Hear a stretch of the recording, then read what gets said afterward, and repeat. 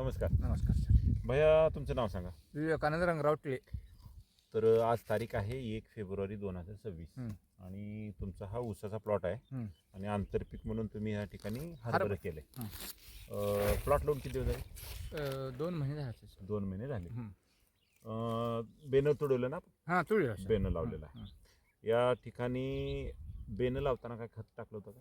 खत नाही सर, मी ड्रिचिंग केलं. हां, तर हे लावल्यानंतर प्रीमियम आणि ग्रीन पॅन कंपनीची एसटी याची ड्रिचिंग झाली. ड्रिचिंग केलं. त्याला सोडून दुसरं कुठलं काहीच औषध नाही, काहीच खत बीत काय काही 2 महिने झाला नाही नाही काहीच नाही.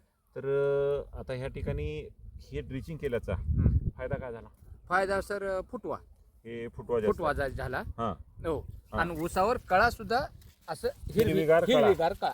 आता जर बघितलं पुढं आता हा तर पूर्ण असं कंटिन्युएशन आणि प्रत्येक ठिकाणी फुटवा आहे. सर या ठिकाणी एक डोळा आहे आता.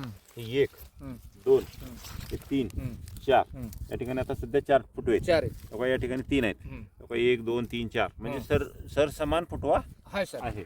पूर्ण रान दाखलंय. सरी फूट किती फुटाची? 4 फुटाची. 4 फुटाची सरी आहे.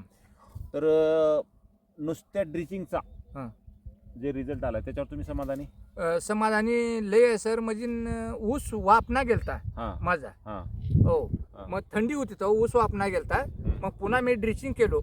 ड्रिचिंग केल्यामुळे एवढा फायदा झाला. म्हणजे जर ड्रिचिंग जर केली नसती तर उगवणीला प्रॉब्लेम आला. 100% आला. आणि प्रीमियम केल्यामुळे उगवण सुद्धा चांगली झाली. सर सगळीकडे एक समान पीक आपलं. बरोबर आहे ना? आणि हिरवीगार कळा आहे. कळा हिरवे, पानामध्ये रग आहे बघा. पानाचं स्टेट आहे. आता याला आज आपण भूमी पॉवर त्याच्यानंतर आता ग्रो नायट्रो ब्लूम फवारणीसाठी आपण याला चालू करलो. आज खत डोस टाकायचा आपल्याला. चालतं. हाच डोस कंटिन्यू करायचा ना पुढे?